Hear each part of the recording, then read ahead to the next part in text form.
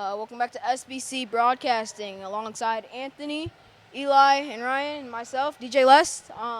We're going to be talking about all the off-season stuff that's been happening right now. I'm going to start off first with Caleb Williams in the first overall pick. I think Caleb is going to be great. He's a good addition to the Bears. They really need him, and with him and Roma Dunze and Keenan Allen, they'll be great. What are your thoughts? Well, my favorite pick in this draft was probably Dallas Turner going to the Minnesota Vikings. I think the Vikings, if J.J. McCarthy turns out to be good, could be actually a good team in the future because you have Justin Jefferson, Jordan Addison, and T.J. Hawkinson, and now Aaron Jones.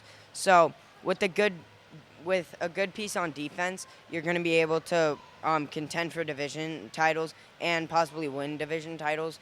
So I think my favorite move of the draft was Dallas Turner going to the Vikings. What about you? I like the Denver Broncos pick in the 12th spot with Bo Nix out of Oregon, quarterback.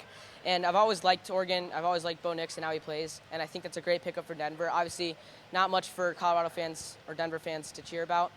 But that's definitely something that they can look forward to in these coming years when they develop him as a quarterback. And, yeah, that was my favorite move of the draft. My favorite pick of the draft was definitely Marvin Harrison Jr. going to the Cardinals. He dominated OSU, dominated all of college for his tenure pretty much, and I think he'll be a great asset for Kyler Murray to hopefully get back to what he was a couple years ago, which was a top 10 quarterback, and hopefully the Cardinals can start getting in the right track because Marvin Harrison Jr. was amazing in college, honestly, so yeah.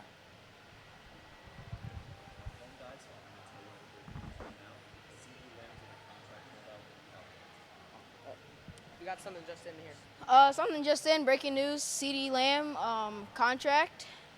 So what are your thoughts on these guys? Start with you.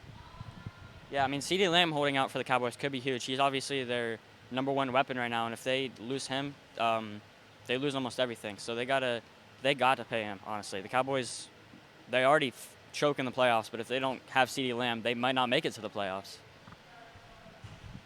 Yeah, I think CeeDee Lamb holding out is going to be a massive blow.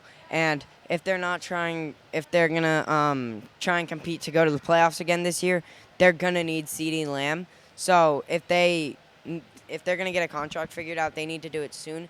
And with Dak Prescott and Micah Parsons potentially holding out in the future, this is a really bad look for the Dallas Cowboys right now.